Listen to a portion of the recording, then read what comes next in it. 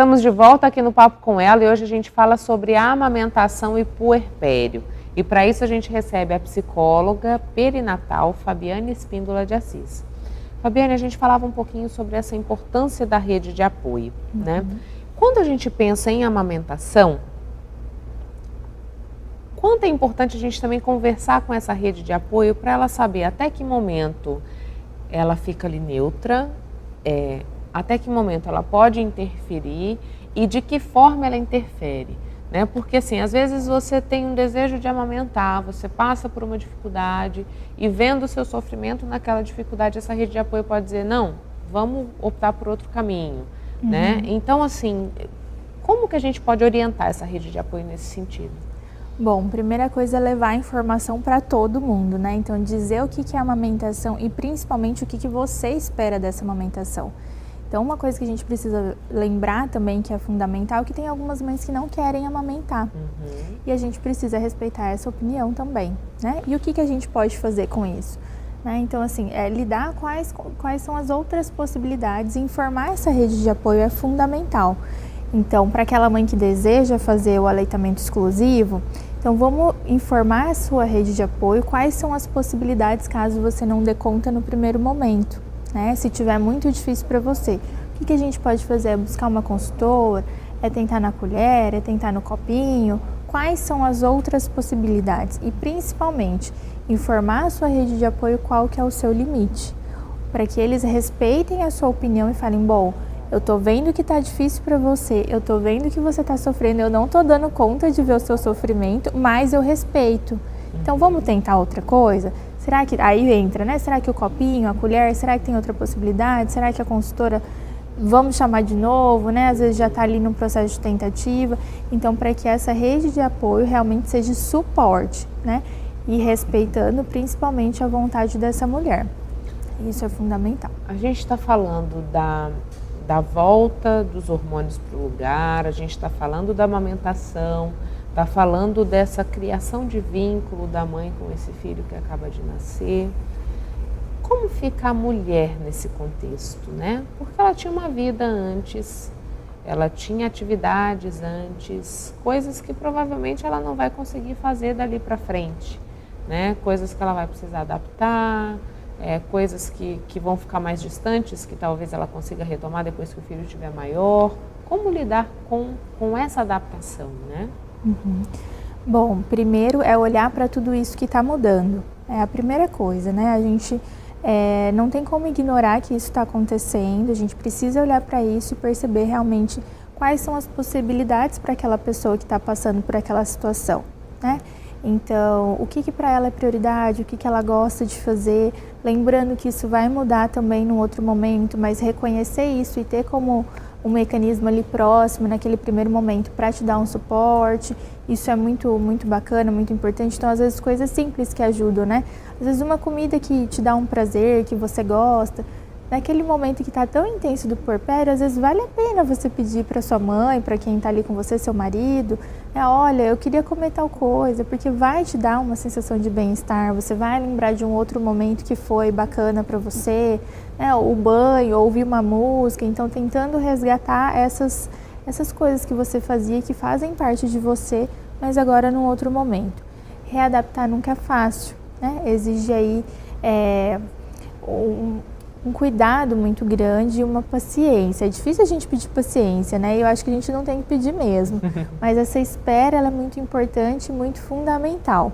Porque é um processo de mudança, de transformação que você vai estar se reconhecendo, né? Então, as suas prioridades vão mudar, as coisas que você costumava fazer, enfim, já mudaram agora, vai ter que readaptar.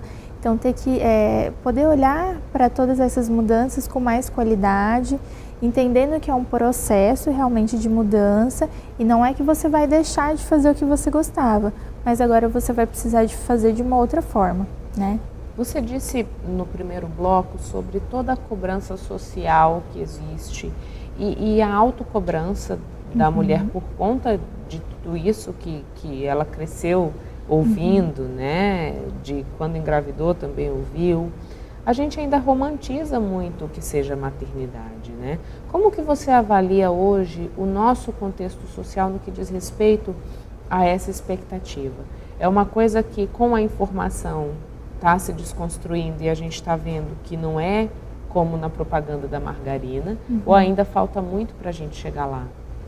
Eu acho que a gente está num processo, né? Tem muita coisa que já está mudando, as pessoas têm se tornado mais empáticas, né? Por todo um contexto social que a gente tem vivenciado, mas ainda tem muito para mudar. Então aquela blogueira, né? Então a gente tem algumas plataformas aí sociais, então aquela blogueira que ali com 2, 3 dias já está com a barriga lisa, nem parece que estava gestante, né? Isso vai causando sim impactos nessa mulher que está ali acompanhando, que está sofrendo, que não está gostando do seu corpo, né? Então assim, realmente a gente ainda sofre grandes impactos aí dessa romantização como um todo, dessa maternidade. A gente sabe que a gente ainda socialmente não tem, inclusive nas empresas, no trabalho, um ambiente que recebe essa mulher, que acolhe essa mulher, que entende que ela precisa desse espaço da amamentação, né? Que ela tem que sair às vezes para acompanhar o filho que não está legal, que está doente, que caiu na escola. Então tudo isso faz parte desse todo. E a mulher, ela sempre fica nessa sensação que ela quer sim dar conta de tudo. Então isso começa já na gestação. Ela quer dar conta de tudo, ela quer fazer tudo sozinha. E quando o bebê nasce, isso fica mais intenso ainda. Como se ela não precisasse das outras pessoas. Quando a gente fala da mãe leoa, ela é muito, muito boa, ela é importante, ela vai dar essa proteção. Mas o tanto é que é fundamental poder reconhecer o momento que você está ali mais exausta e precisa de ajuda. E pedir essa ajuda, né? E isso começa lá atrás, então. Desde ali da gestação, você pedindo ajuda se não estiver legal, se tiver alguma coisa que está incomodando. Você poder ali, quando o bebê nascer, realmente, olha, vamos combinar assim, você troca essa fralda, enquanto isso eu tomo um banho, eu vou comer agora, você coloca aí para dormir. Então, fazendo esses rearranjos realmente, entendendo que você não precisa estar 100%, até porque é importante para o bebê estar sozinho ali com outras pessoas, fazendo outras vinculações, então inserir o pai é fundamental. Né? Não existe jeito certo de cuidar, tem um jeito que é esperado. Agora, o meu jeito de cuidar vai ser um, o seu jeito vai ser outro, do pai vai ser outro, cada um vai ter o seu jeito. E é importante que a gente valide esse jeito como certo, entendendo, claro, as possibilidades aí que a gente sabe que, né, às vezes, para limpar a bunda do neném precisa de um cuidado maior e tal, mas assim, existe essa perspectiva de que realmente o outro tem um jeito dele de cuidar e a gente precisa validar isso também. Então, inserir eles nesses cuidados e isso vai crescendo ao longo do desenvolvimento do bebê, validando aí todas essas transformações, os saltos de desenvolvimento. E tudo isso muda, vai mudando toda a nossa cultura. A partir do momento que você tem um pai que está mais inserido, né, um tio que está ali participando também desses cuidados, está ativo, está vendo o impacto que é, né, esse bebê, essa criança ali nessa família, ele está percebendo tudo e todas as mudanças que vão acontecendo, é o momento que as pessoas falam, nossa, realmente isso precisa mudar. Essa mãe precisa realmente sair agora do trabalho para fazer uma amamentação. Então, assim, a gente precisa se permitir também dar notícias para o outro, né, desse cuidado. Quando a gente fala da mãe suficientemente boa, é muito disso, né? Essa mãe reconhecendo que ela está ali, ela vai ajudar, mas também tem um momento que ela vai precisar pedir ajuda, vai precisar delegar isso para uma outra pessoa. A gente conseguindo mudar, se permitindo, né? Muitas vezes, o cuidado de uma outra pessoa consigo também é importante. Eu sempre falo, quem dá colo também quer colo, né? E, Fabiane, a gente falou sobre a importância desse acompanhamento, a importância da informação, a importância de ter um profissional que possa te passar informações, por exemplo, sobre a amamentação, né? Que a gente disse das dificuldades.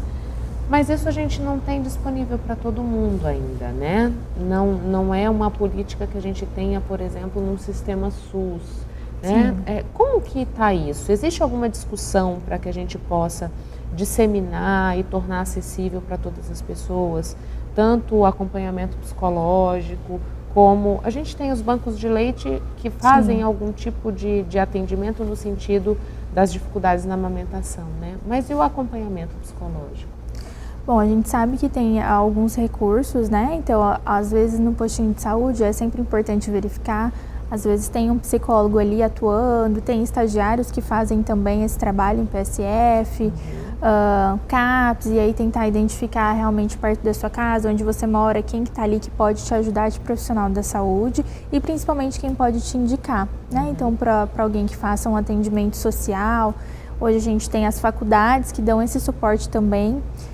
A gente sabe que não é o cenário mais adequado, mas existe essa possibilidade. Então, o tanto que é importante assim, estou precisando de ajuda, vamos pedir essa ajuda, vamos buscar realmente ver quais são as possibilidades, quem pode estar ali com você naquele momento, te ajudando a passar por esse processo de uma forma mais tranquila. A gente sabe que o Ministério da Saúde ele traz algumas cartilhas, algumas recomendações, mas nem todos os profissionais estão capacitados aí para estar atuando de uma forma bem mais efetiva, né? Então a gente sabe que daí a gente entra num outro contexto, né? Mas enfim, o que a gente consegue fazer é ter esse suporte, mas não deixar de procurar porque acha que não tem. Assim, eu acho que existem possibilidades sim. Então, se você estiver precisando de ajuda, conhece alguém que está precisando de ajuda, se colocar à disposição é a primeira coisa, né? Às vezes só de você se colocar à disposição para ouvir aquela pessoa, isso já faz um trabalho totalmente diferente, né? Então, pensando aí nos postinhos de saúde, quem tem mais o contato é a enfermeira que está ali. Então, às vezes, se você puder ali tirar 5 minutinhos do seu dia para ouvir aquela gestante, ouvir aquela mãe que está ali angustiada que o bebê está tomando vacina, isso já pode mudar todo um percurso, né? Então, poder fazer as indicações ali, de repente, para um acompanhamento psicológico ou psiquiátrico, dependendo do caso, também faz toda a diferença. Você disse pra gente que o puerpério ele dura 2 anos, Sim. Né? Por que esse período? A gente fala que 2 anos um período um tanto longo, né? Mas alguns até estudiosos trazem até que talvez um pouco mais, né?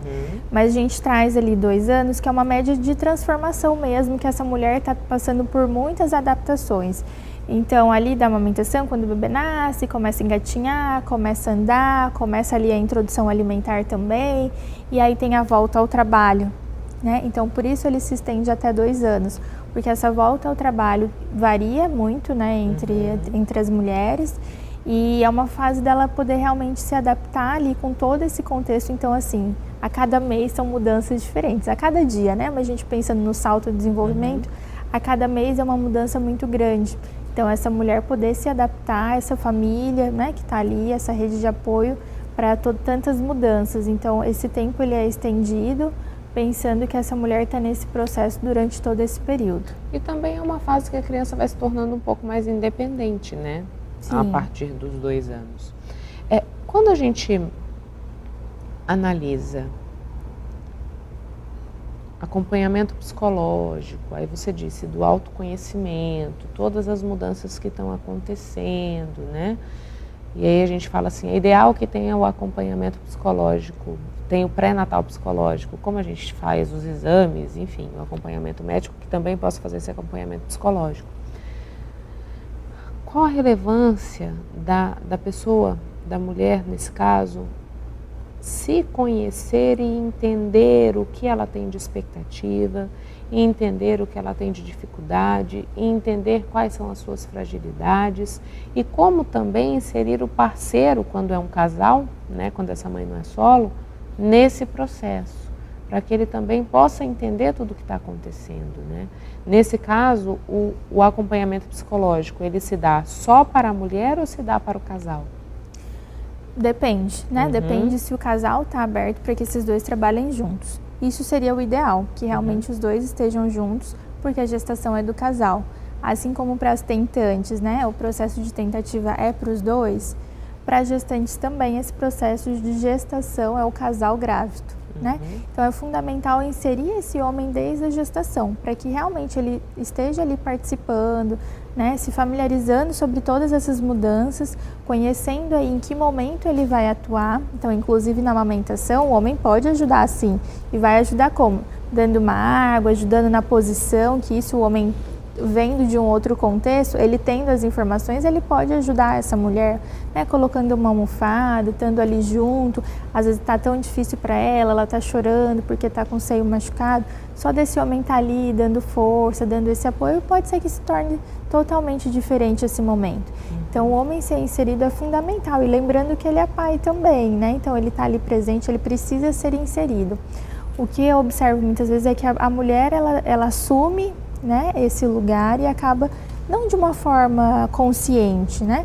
Mas acaba que ele vai ficando um pouquinho mais de lado. E aí é importante ter esse cuidado de não, vamos inserir esse homem sim, ele precisa estar participando, ele precisa se munir de informação, inclusive para ajudar essa mulher de uma forma que, no momento que for preciso, né? E nesse processo de conhecer-se, né, do autoconhecimento, saber o que é a minha dificuldade, de saber também onde eu me destaco, vamos dizer assim, né, um aspecto do meu comportamento que pode me ajudar nesse processo, que eu possa alimentar durante esse período. Qual é o peso que o autoconhecimento tem nesse processo, né? Você reconhecer os seus limites e realmente poder fazer o que for possível para você. Então, a gente pensando na amamentação em si, saber que chega no momento que para você não dá mais. É insustentável a ponto de causar um sofrimento emocional, psíquico mesmo. Então, tanto que é importante você reconhecer isso para realmente respeitar. Bom, agora para mim não dá mais, né? E aí o parceiro tá inserido nesse processo para ele poder te respeitar, de repente não te forçar a fazer algo que você não queira também. E isso vale inclusive para o momento do parto, né? Às vezes essas mulheres que estão ali tentando parto normal, que é sofrido, não é fácil, a gente precisa lidar com essa realidade realmente, é muita dor e é muito difícil você ver a outra pessoa ali sofrendo, sabendo que tem um outro recurso. Então, assim, o tanto que é importante os dois, né, ambos reconhecerem os seus limites, saberem, né, se, olha, até aqui eu consigo ir, a partir dali para mim não dá mais, eu vou sofrer muito. Então, ter esses dois atuantes juntos durante esse processo e cada um respeitando as suas escolhas é fundamental. Então, se o homem, de repente, não se sente bem, não quer participar do parto, eu acho que, assim, é importante a gente tentar, porque é um momento único, mas também respeitar. Eu acho que isso é fundamental e isso segue durante todo o crescimento e desenvolvimento do bebê, né? Então, assim, até que ponto para ele também ele se sente confortável, né? Ele está disposto a estar ali, está ajudando nos cuidados, e assim como para essa mulher também, para que os dois juntos possam construir uma forma positiva, né? Um complementando o outro, um ajudando o outro nesse processo. Fabiane, muito obrigada pela vinda ao Papo com Ela. Eu que agradeço.